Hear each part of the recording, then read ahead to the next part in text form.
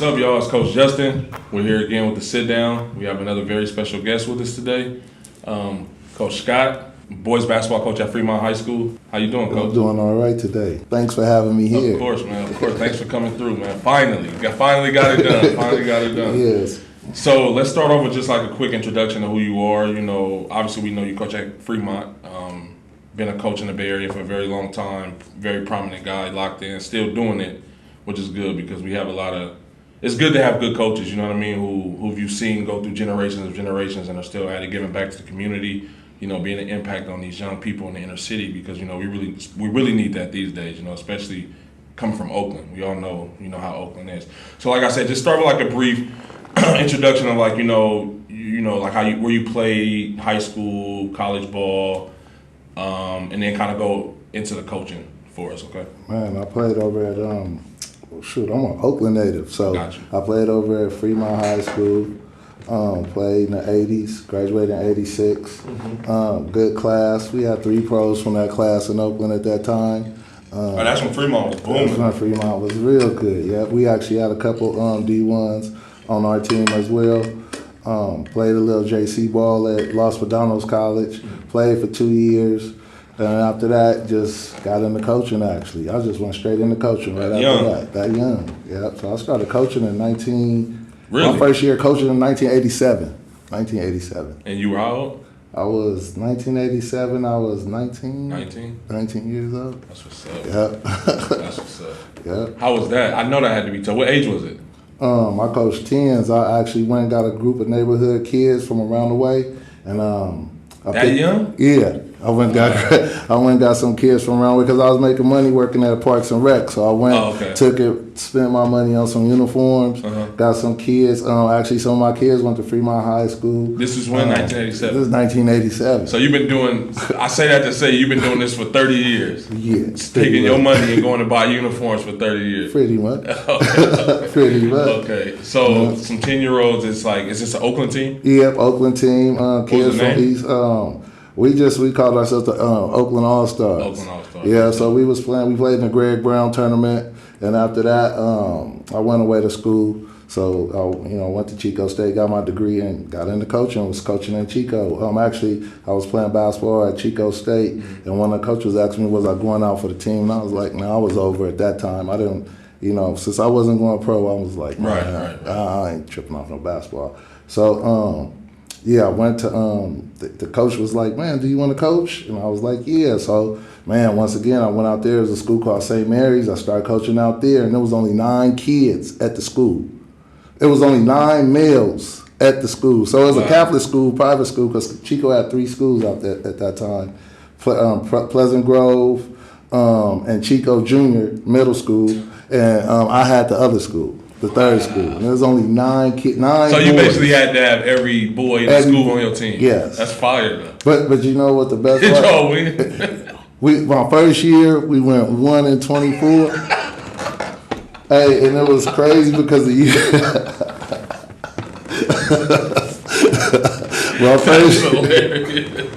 I had a joke, but I'll save that. I'll save that joke. My first year we went 1-24. My second year, we won 10 games, and they actually gave me a bonus. That's actually, I never knew that. But the thing about the craziest thing about it. It was 9 boys in that school, and then you're thinking about another middle school has 300 boys. Right. So every boy in that school had to play, and then most of them didn't know how to play, but it taught me how to coach, though. Yeah, it taught me how to coach the bottom field. So because I think you're really good at, like, breaking down. And that I kind of stole that from you, like, making sure. Because when I played for you, it was like you always made it super simple for me to get it because you kind of broke everything, and now I kind of took that from you and that's like what sets me apart. That's what everybody tells me, like, oh, you make everything so simple, like you literally explain the whole process and not just throw the what you need me to do. You tell me why you need me to do it. Right. So that's pretty dope. But man, the funny part of it when you go to a school, because after that I went to Thurgood Marshall in San Francisco. Mm-hmm. So all of a sudden I started meeting kids with talent. Right. And now all of a sudden I've been coaching kids with no talent. Right. And then now I got kids with talent. Right. And I'm trying to, basically when you're coaching a team without talent, you're trying to keep them in the game. Right. And you're trying to keep it to the close. If you keep the game close, hopefully you can steal the fourth. Right. Should be the mindset of a person with a team with no talent. You know what I'm saying? dope. But if you have talent, now all of a sudden now you're the aggressor, right? You go and get, and then I got these kids from San Francisco all over the Hunters This Point. is like also it's inner city. Yeah, San Francisco. yeah. San Francisco. I was coaching at Thurgood Marshall, so I went straight from Chico, graduated from Chico, started How old teaching. are you at this point? I'm 24. That's funny. I was 24 years old at that time. That's dope. crazy. That's dope. Yeah, man. Then I mean, my first year there, I put together an AAU team. They just kept on begging me about, let's play. Guy Duke Despani, Demetrius Jackson, Chris Kelly, Aki Smith. These good guys, all my nephews today. They wanted me to put the team together. We put a team together. We was decent the first year. I was taking them to guy right tournaments and tournaments in Oakland. So again, you doing your thing to make sure these inner city kids. That's fire. We sold hot links, man, to get them uniforms. Who made them? That's fire. That's fire though. That's fire. Man, that's crazy. So now we're at Thurgood Marshall. You guys were good though. Yeah. You guys were good because I know obviously your generation of like coaches and everybody. You guys all know each other. So I remember like talking to people and everybody saying how you guys would like come to Oakland and like compete though, like not the traditional Oakland just beating up on everybody. Like y'all would come into these hostile environments where nobody else would feel comfortable playing. Like with a young coach at the time, and you probably had them dudes out there. I've actually seen some footage too, which is funny because it's watching people, watching you at that age, and then like you said, Duke and D-Jack and all these people who you coach came in and coached, which is also another very valuable point of this conversation, which we'll get to later. But that says a lot about you, you know what I mean, and how you're teaching the game to a point to where your players understand it so well they become coaches. You know what I mean? And that's not something everybody could do. So that that's something I just want to commend you on. I appreciate that. Of course. Thank you. So you guys, how many years were you at Thurgood Marshall? I was at Thurgood for 6 years. I was there from '94 to 2000. Then I went over to San Francisco City College. Powerhouse. So who was there then? At San Francisco City College, Harry Panazopoulos was the head. The guy that's the head now, Justin LeBall, me and him was assistant coaches over at San Francisco. Armand Gray was another. He coaching Oakland Rebels right now, coaching Married Girls. He coached Married Girls. He's the head girls coach over I know him. I know him. Armando. He's been around for a while. Yeah, that's my boy. He actually coached with me at AAU and with me and Duke, and we coached with the Scholars and all that together. So he did AAU with me. That must be where I really know him from. Yeah, he's a good friend of mine. And it was crazy is when we see each other, we look at each other like we know. My thing is he probably know me from when I was younger, and without the hair, some people don't really know. Right. So you guys are, so now you're at City College, and Justin is the coach now. Justin's the coach now, but Harry Panazopoulos was the head then. And Justin was on. Justin was on staff. Me and back Justin then? was on staff back then. Justin was a young boy on staff. Right. Yeah. Justin okay. And then so you guys were pretty good. Oh man, we was excellent. The first City was a powerhouse back then too. Yeah. Well, my first year we was there. We was all right. But then we made some adjustments. We did some, some kids came in, and man, we won 30 in a row. And lost in the semifinals at LA City College to win it for state. Really? Yeah. So we had a good team. We won 30 straight. That's dope. We won 30 straight, and it take what.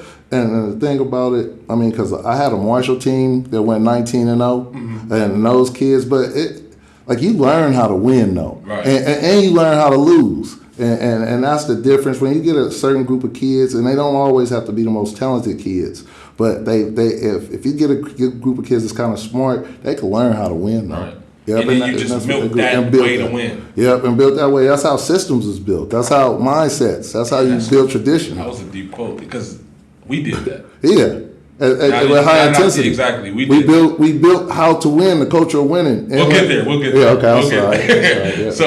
So now you're at City, and then what's after City? How long were you at City? I'm at City for 3 years. After City, I went straight into Scholars, and that's when I started with the Scholars, and that's when I met the kids on the South Bay, the Brandon Scotts, I'm not Aaron Gore. It was Drew Gore before he before he he was going to be a scholar, but he hurt Really? himself. Well, he got hurt or did some kind of accident or something like that, with skateboard accident or something like that. Then accident. all of a sudden, he blew up and became an Oakland Soldier. So yeah. So we missed out on him. But this is around the time. How old are you at this point? At this point, probably about 30, 31, 32. Because this is around the time we meet. Yeah. And then we meet. I find out that you my little cousin. And it's crazy because I hated the scholars, man. I'm not going to lie, because, hold on, this is dope. Because, again, just like you bring in San Francisco into Oakland, you kind of did. Now you bring in San Jose in the South Bay into Oakland. And now you're competing with these Oakland teams. Because I'm not going to lie, at this point, I'm on the Bulldogs, I believe, right? On the Bulldogs, yeah. On the Bulldogs. So we got the Bulldogs, we got the Oakland Dominators, we got the Oakland Rebels. We got people like the Ciphers. I know I'm missing some names. One Nation. Sacramento has some good teams Raiders, at that time, San Francisco Rebels. It's hoopers. San Francisco Rebels have balls. Oakland Rebels, like, and you bring in because I'm not going to lie, when we used to lose the it used to be like, nah, they don't look like us. Like, they shouldn't be playing against us. And then, like, people like Brandon Scott, who is a lot of people. B. Scott is one of those people who I feel like he's a lot of in our class, like me, Will, and like the Omari Evans, and like the Jared Cunningham, like us. He was one of the guys who, from then, we always were like we looked at him like one of us, even though we didn't have a relationship like we did with each other because we all grew up together. Right. B. Scott was always like the white dude who was just fire, like who wasn't scared. I remember one time, like in the fifth, I think it's around this time, he ripped me and like flexed at me. And I'm like, I'm looking at it like, what? Like, Cal Hypes. Cal Hypes was incredible at St. Francis. People don't know how big a dent that the Scholars high intensity program helped, how much it helped basketball in the South Bay to bring it. Right. Like our program really, like all those kids in San Jose at that time. We had Hollis at that time, but before he moved over to L.A., Hollis Thompson, Tim Harris. He went to Georgetown. Tim Harris went to St. Mary's. We went to Valley Christian. He was good. Jordan Taylor could play. He was real good. Jordan Taylor, Kalen Brooks. All those dudes played at Bellarmine. Royal. Hey, you guys were even good, later. man. Boo Vermeer, who played at Navy. I mean, we had some. We put a big dent, and on the girls' side, Jasmine Evans scored the most points in Cali at one time at Gunn High School. Played for high intensity. I remember her. Jasmine Ross, Valley Christian, won like 23 straight. We had Kelsey Bird, who signed over. She played one of the I think what you call it, the Ivy League schools. Okay. We had some girls, boys. I mean, we put a big dent in San Jose, and people don't even know. That's not talked about. They don't know. Yeah. They don't know. I tell people, you got to know me to know me. Exactly. I'm not gonna tell a story when I'm walking outside. That's true. Because a lot of the stuff, like, as you guys will kind of see, we have a different type of relationship, so it's kind of different than the most of the sit downs that we do. Like, this is my mentor. He taught me everything I know. He gave me my first coaching job. Like, literally everything I learned from him. So we talk every day. You know what I mean? He's like one of my closest friends. We're family, but he's like one of my closest friends. You know what I mean? We talk all day, every day. Me, him, Duke, and Will. You know what I mean? So that's why we kind of have a different rapport. And I'm still finding out stuff because, like you said, you're not braggadocious. It's always, and so it makes us mad because it's like, man, you are one of them guys. You know what I mean? And we know that, but it's like you just said. So I don't even know some of the stuff you're talking right now. We only not even halfway through. So now the scholars are booming, and then what's the next step after that? And then after that, I went to high intensity, and it's crazy because, like I said, knowing you, my little cousin, and then your dad, having that relationship, all of a sudden said, "Hey, man, we need to put the scholars in high intensity together. I mean, and the scholars in at that time Oakland SWAT. Right. We need to put Oakland SWAT together." And because me and Duke had it rolling in San Jose. Yeah. So and I talked to one of my parents about it, and he was like, "Man, that sounds like a great idea." So me being a basketball head, and I was a junkie at that time. Right. You grow out of that a little bit, but I was a junkie at that time, and I said, "Man, that would be a great idea." So we talk to your dad. So I came to you guys' practice and I saw the kids that I wanted. And obviously you was shooting from, man, when you was a 10-year-old, I remember you shooting from 30 feet. That's crazy. You know, so I'm like, oh, I get a shooter like this with a cocky eye, because you was cocky. Oh, wow. Yeah, you was real cocky. Dane Powell. Yeah, but Dane Powell. Right. Now, I mean, that's Dane Powell before Dane Powell. That's Dane Powell before everybody knew Dane Powell. Tay, man. yeah, I love Tay, man. Tay, Chris. So we you know, and then I put our best six together, and man, we took off from there. That was magic, man. We took off from there. Y'all gotta bear with us because this is kind of emotional. I'm not gonna lie, this is kind of emotional for me. This, and we gonna sit here for a minute. This, what you do, D-Jack, Fish, everybody involved in that situation, the Randy Scotts and the Millers and the Hypes and all, like, that was special. And like, you guys don't understand, like, for us, y'all don't understand what y'all were doing as far as our life. You know what I mean? Like, impact on our life, being inner city kids and taking us to places that we've never been. You know, and the trials and tribulations and like the getting to where we ended up. Let's talk about that a little bit. So we started off, we merged, you know what I mean? Like you said, you took your best and we brought our best and we kind of put that together. And you know what was incredible about that? Like, that's when I started learning about tiers of basketball, even though I had already been through, and it's a trip when I say that, right? Because when I was in third grade, like I just told you, I was at the middle school with nobody. Right. You go to third grade, now you have talent. Then you go to JC, then you have more talent. Right. Then all of a sudden you put this high intensity thing together. Now you like, damn, like these kids are good right. though. Like then how early did you be honest? How early did you realize that?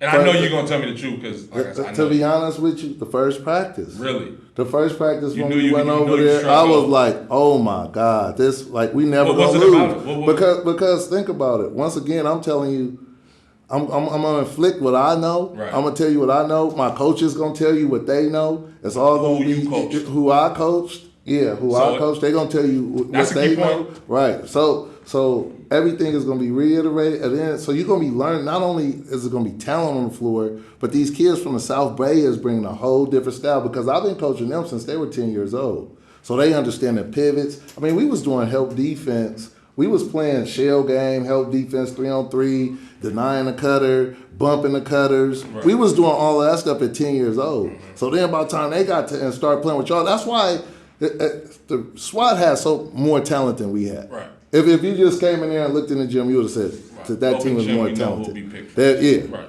But my team was so much smarter. So it was like we used to screen and screen and screen. And then think about it. High Intensity had a game where we played against Texas Select. We didn't dribble the ball for about the last, or shoot the ball, or we just held the ball for about 3 minutes. And we was just getting layup after layup. Next thing you know, the game was 30-something points against Texas Select, which was one of the top teams in the country at that time, and they walked off the floor. Right. I remember that game. Remember that game? That was in Kansas. I just told you, I said, nobody dribbled. Yeah. I mean, nobody dribbled. Yeah. And we just passed it, kept cutting. And like, to piggyback on what you said, for me, and looking back now, like, I felt like I struck gold because, I'm going to be honest, playing with you, first of all, hold on, let's get to the shit. Let's stop bullshit. You hurt me as much as you helped me. I'm going to tell you why, because and I don't realize until I look back, and it's not a bad thing, but me and you had such a relationship as far as player-coach to where no matter what I felt, I could say it. Right. And if you agree with me, you agree with me. If you disagree with me, you disagree with me. But that didn't make you coach me different. Right. You know what I mean? Yeah, it was like you gave me that confidence to where if I see something, I'm supposed to let coach know because I'm coach's coach on the floor. Right. But you got me, Brandon Scott, eventually Omari Evans. So you damn near was cheating because you got 3 of these high IQ players all playing point guard essentially. But it's like we're not point guards. Right. Another thing that you gave to me is how to be a combo guard because all through my recruitment, I used to always get frustrated with my dad. I was like, man, nobody's seeing me play the point. You know what I mean? So, like, I'm not tall enough to be a 2 guard. Nobody's getting to see me play the point. Right. but I was still getting recruited as a point guard. Once these big time schools were coming at me, it was like, okay, they could see like even though he's not on the ball playing the point, he's still out there, running stuff. They'll get me started on that recruiting. Okay. because in all reality, one thing that I noticed going on the road with high intensity, I said Bay Area guards could play with anybody's guards. Where the Bay Area, where Oakland has always lacked really is a 6'5" through 6'9". Mm-hmm. Like, anybody 6'3", we got a bunch of 6'3s out here that can play pro ball. Right. You know what I'm saying? Right. Or can play Division I basketball. Where our game slack is that we don't have, our 6'5s and 6'9s have to play center. Right. And at that time, they were being taught like center. Skill development was even the half hook. And, it's opened up now just because the game is so different. Right. And the game has evolved. Right. That's what they want to say. But the 6'5" through 6'9" is where the Bay Area has really struggled because, like I said, all our 6'5s through 6'9s have always had to play with their back to the basket. Right. I've been told you the biggest dude on the court, and nobody ever gave them the responsibility. Is that what made you so comfortable with running motion? Yeah, what made me comfortable with running that? All the way going back to the Thurgood days. We were small. Thurgood didn't have our tallest guy. We had 6'9" Mike Travis who got ineligible. He didn't get eligible. He got taken off the team. And my center was 6 feet. Wow. And we was playing against Daryl Tucker that was 6'9", 6'10", the best center out here at that time. Went to USF, went to McClimate's, and we lost by 1. You know what I'm saying? And we had the ball. We shouldn't have lost. That's another story. but those boys, we was pressing. I mean, seriously, like I said, you have to know me to know me. But that team really did average 20 steals a game. That's crazy. 20 steals. We used to be pressing the hell out of teams. So it's great. They talk about small ball, and Don Nelson did it, and this new they talk how Curry ain't start nothing, man, because. We've been playing small ball around here because we didn't have no centers. Right, you don't have a choice. We don't have a choice. That makes sense. So we do what we got to do. So we press up, we get up, we make you turn, and like I said, games evolve. Can't even play like that no more. So when it comes to the high intensity thing, because you mentioned earlier, you said like you knew the first day of practice, you struggled. Is that kind of why you were putting us because I remember being a freshman.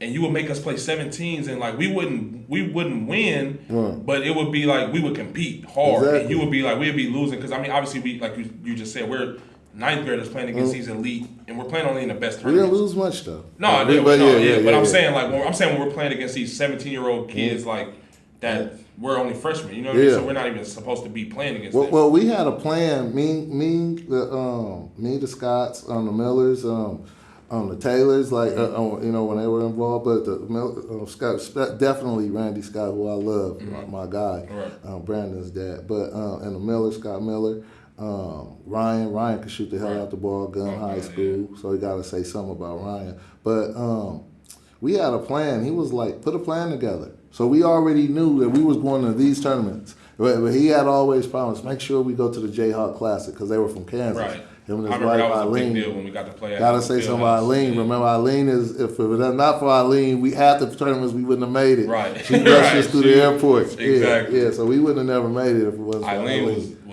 She was mom. a security guard when she got mad. Mom. That's mom. Right. That's mom. Right. But put with all those people putting together and them making it happen, we already knew what we wanted to do. We tried. They told me to go get the best. After it went from let's hook up with SWAT to let's go get the best. So now I'm looking at I could go get Wheelchair, Omari, what was Omari Evans? Brandon. I'm gonna stack this team down, Right. So, but different things happen, and we didn't get a chance to get everybody, but at some point I got a chance to coach all y'all. So. No, it was just watching that how good basketball was at that level, because like I said, it's levels to it. Right. It's really, I didn't know it was levels to it like that until we went to the Kingwood, and they say we play Ohio Spice. Right. Remember how big Ohio Spice was? Yeah, we beat Ohio Spice by 30. Exactly. It was a lot of that. It was a lot of that, and it was always like, and I think because it's crazy because.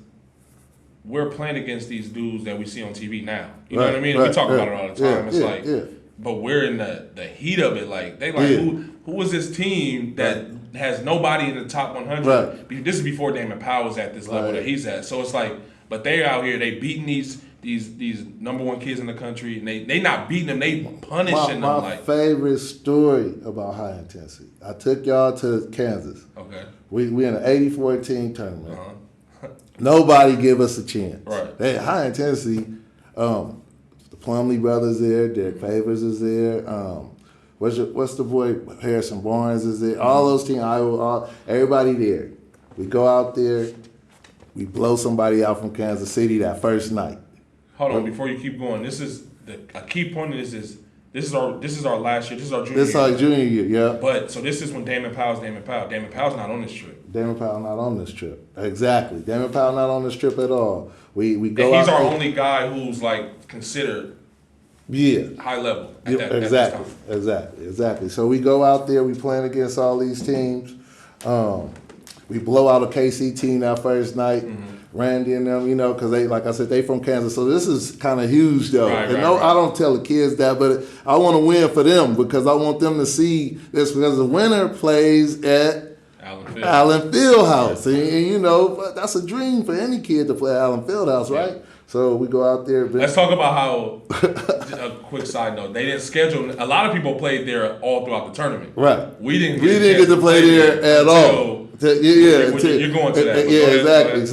So all of a sudden, that's when we played New Mexico, team from New Mexico. That team was good. New Mexico Flight, I don't know what their name was at that time, whatever. Team, but they was real good, though. Good. Yeah, so they tall. We beat them up. New Mexico Pump and Run, I think. There you go. We beat them up. Then all of a sudden, they had a guard that was really good because I met him in college. He was good. Yeah, no, that team was legit. They was legit. Yeah, they was legit. But the whole tournament was legit though. We punished them. Well, but then at the same time, we don't even know the names we played. We didn't care. We didn't care because our names wasn't on there. So it's like. And I wasn't that type of coach. I wasn't sitting there saying, "Man, we play against." I didn't give a damn. Right. We unless it was like, man, they say this dude is this, man. Right. Nobody's getting no credit. We going at them. We from the town. Right. Yeah. So then we play on the Texas Select team, which that's when they thought we was gonna get bumped off. Right. Because we wasn't supposed to win that night. Right. That Josh goes off that night. You go off that night. I mean, we probably busted like 80 on. Yeah, that was like we started just trying. That's why you said no dribbles. Like we was running motion, no dribbles, and that's what we did in practice a lot. Exactly. Like motion with no dribbles. We really ran that in the game. That was crazy. And what's crazy is when I went to MAC, a lot of the people on that Texas Select team my MAC team was number 2 in the country my senior year. Right.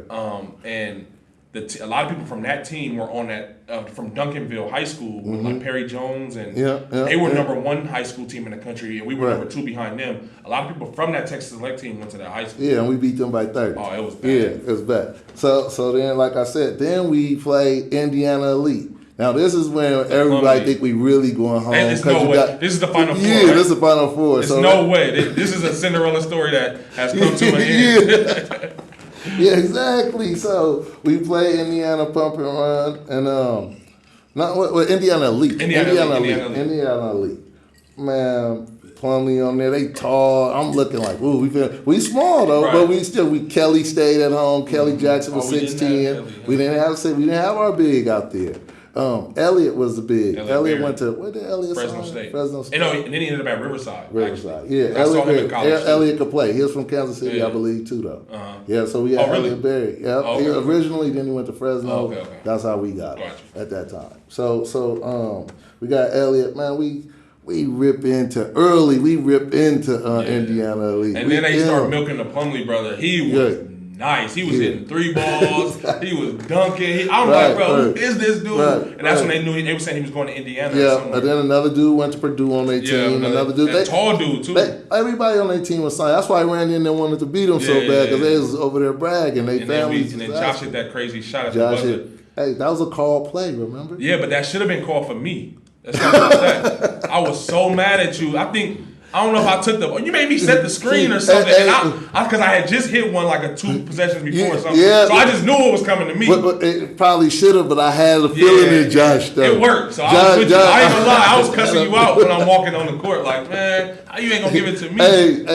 But think about how many shooters I had. We took turns. Josh. It was probably Josh Chan. Josh has some magic about it. Josh was Josh has some magic. So anyway, he made the crazy. Like it was almost like what the Warriors tried in with Steph. Yeah. It was almost a shot like that, but ours worked. Yeah, ours worked. but it was a set, right? Yeah, that was we came off a set. That was crazy, and we played. We beat them in overtime. We beat them in overtime. Played Kansas City pump and run at Allen and we played but we was tired. They put us on that big floor. Right. But that was my greatest. But just seeing that level of play though. But that Kansas City pump and run team was like us because they was running sets. Right. I remember you was yelling at me. I'm like, Coach, they setting a ball screen to a back screen. Yeah, they're screening the screen. Yeah, that was my first time experiencing that. But that team was good though. That's once again. At that time, I was like, AAU. I loved AAU at that time. Yeah. This is when AAU was my friend. So then after us, so at this time you got us and the girls though. Right. So it's not just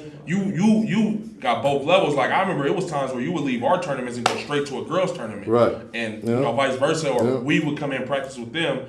And then what was dope about that is we were one of the few AA teams who was having practice, like real practice though. Right, you know what I mean? Like and it was a bunch of times where we would practice once a week, but that practice would be 8 hours. And we would be on a Sunday, just take a break, have lunch, go back to working out, and it's like and then you would go back and do skill development and shoot right after. And stay in, me, you and Dame, or me, you and Omar, I tell people all the time, like, for one, you taught me how to be a combo guard. I say that all the time because we had that 3-out-2 in motion that was just there was no positions. Right. So you were kind of ahead of the curve. Where today there's no positions. Right. You know what I mean? That's what I'm saying. They don't talk about that. And then the corner three.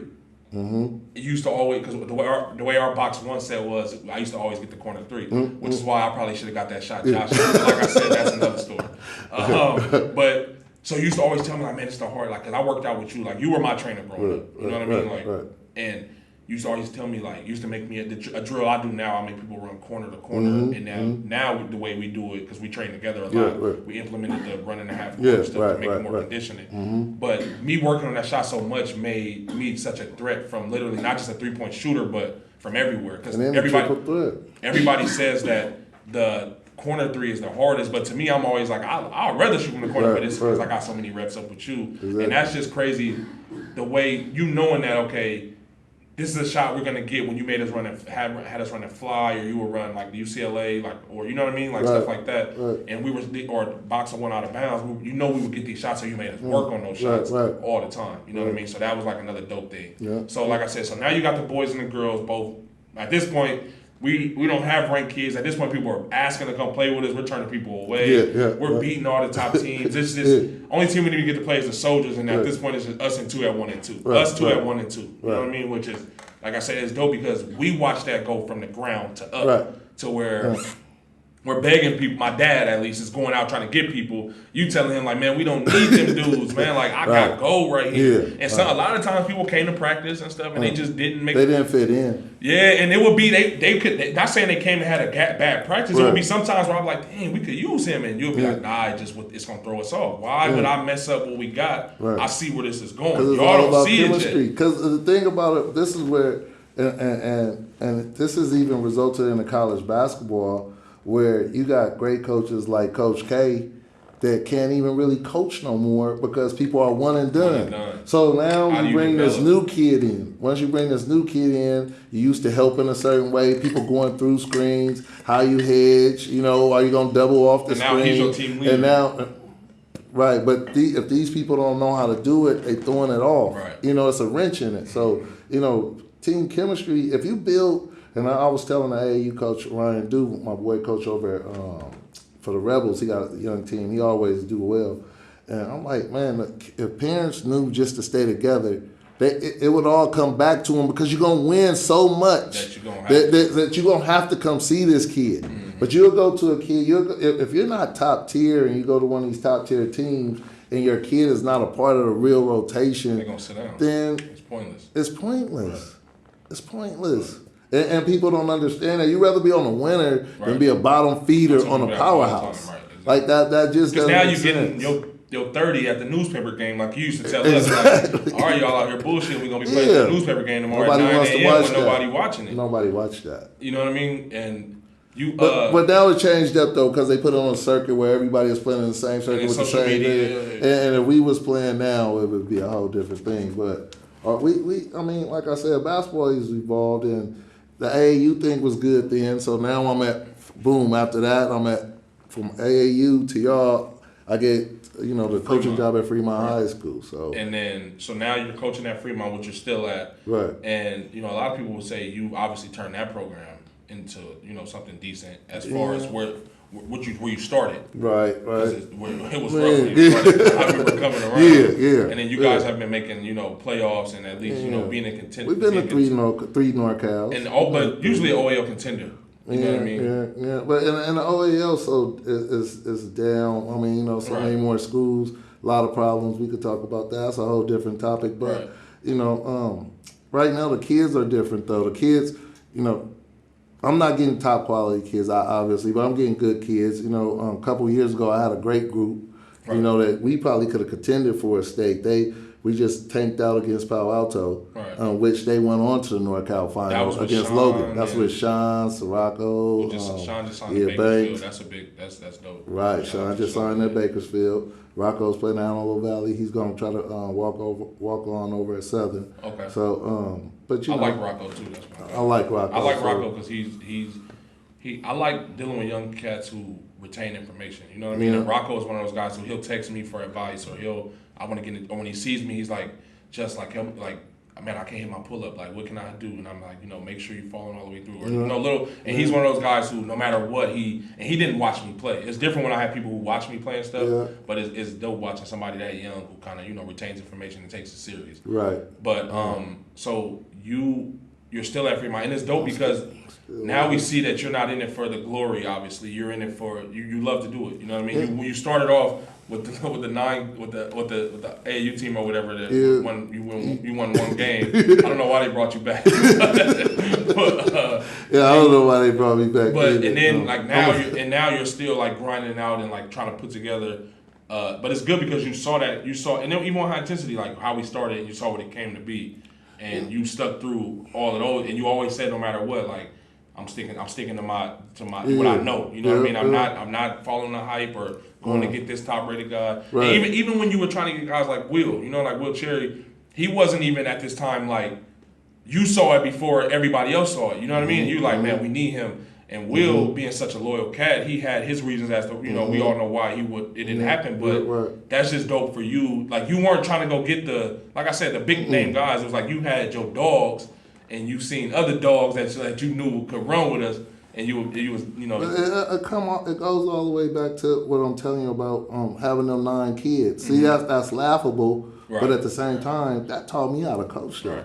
Like if you got 9 kids, you gotta squeeze every grit of onion out of them. Juice of water out of the onion. So like you learn that way, and these dudes now, and I'm not talking down on the coaches now. I respect the young coaches and people that's doing it, but it's crazy. That always seem like, well, I keep having to reinvent myself. Right. Or people don't know. I remember first coming into the OAL, and there was a dude. I was already OAL 2010, so I'm already 21, 22 years into coaching at that time. Right. He talking to me like I'm new. Right. And he's younger than me. Right. And these some of the coaches, but some of the coaches. And this is fresh off of us. This is fresh off y'all. I'm just coming from playing Plumlee and Kawhi Leonard. This is when the Hollywood Scott first started. No. But actually, I'm knocked back down because I'm in the OAL. I took the lower bottom feeder school, which is my alma mater, but it's bottom feeder at that time. And man, if you really break it down,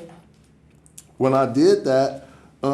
People talking to you, you got to reinvent yourself. Now I got to get respect on this level because when I first came on OAL, I wasn't winning no games. Right. Booze. And that's why I say Mo is killing me. That's why I say it's dope because I know that. So to see where you are now, I think it's still dope. You know what I mean? And I like the role. I like the underdog role. I don't mind it at all. I think the underdog is really the champion though, right. because it's where you come from. It's from the ceiling up, opposed to already being here. Then you can just jump a little bit. Well, that ain't nothing. Just because you can get up a little bit. If I take you from the ground up, but people don't respect that no more. They want the best, but if you learn like a fighter, if you're a boxer, you want to learn every goddamn technique so you won't get knocked out. Right. If I'm a real basketball player, or if I'm a basketball parent and I want to teach my kid how to play, I want him to learn the post. Right. I want him to learn the perimeter. I want him to learn triple threat. I want him to learn to dribble left hand, right hand. And people not like that no more. It's just microwave.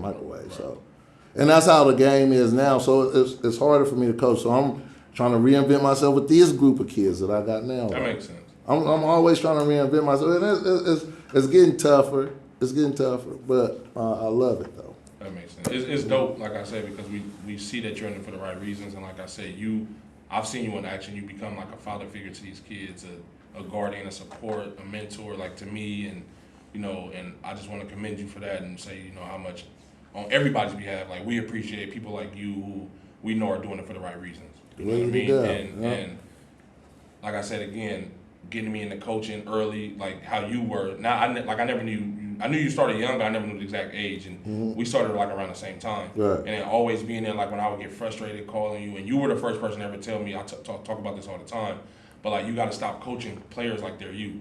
You know what I mean? Like when I was coaching with you at Fremont, like I would be telling them to shoot shots that I would shoot. And you know what I mean? And I never thought of it like that because it's like, oh, okay, so now that kind of helped me with when I'm telling somebody a drill, which is what everybody says sets me apart from everybody else. Is like when I'm showing you a drill, I want you to understand why. Because I know why you're doing that drill and why I want you to do it this way. Step positive. So we want to make sure that everything is positive and we not taking backward steps and stuff like that. Boom, boom, boom, positive step. All right. But you giving me that piece, and as a player, you also used to break stuff down to me. It also let me say, okay, if I show this dude to do this and then explain to him why I'm having him do this and then let him do it the wrong way first so that he feels the difference, and then when he goes and plays live, he does it my way and he feels that difference. It's like that's where I get my fun at. You know what I mean? And then we coach, like you coach from the perspective you are. Like I'm 5'10", I play basketball, right? So I coach from a 5'10" perspective. Right. How do I get my shot off quick? Now I'm not great. I wasn't a great. I mean, I was good, young, but I wasn't great. Oh, but I'm smart though, and then I'm a thinker, and then I'm out thinking. I like to play. Right. I'm really into this. So I'm looking at your footwork, and I'm looking at your hands, and even I'm calling F now. Right. You wasn't ready, man. Exactly. I'm calling. I can see it because we work so, and I can see it in you. If I go to your game, oh man, you sitting down on it too much. Yeah. You're not getting back up. You gotta get off your butt. Make sure you get your balance point back. Make sure you get your balance point back. That's why you gotta get low. Sit on your butt. Sit on your butt. There you go. Nice. How did I know?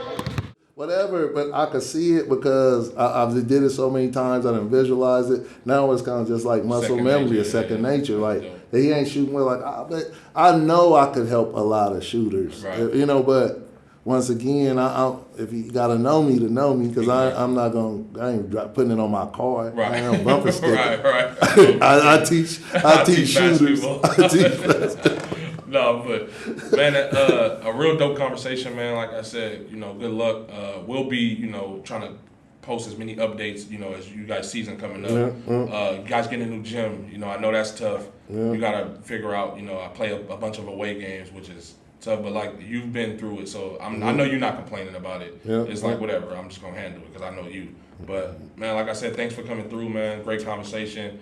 I want to have you back on for another, situation that we'll talk about later. I just want to tell you, thank you for doing what you're doing, man, because you opening up basketball back to the Bay. Right. I see all the posts that you've been putting up, and you're getting a great response, and you deserve it more than anybody because you put yours on the line as well, though. Right. So, and man, it's just been a blessing, and, I know this is going to be great.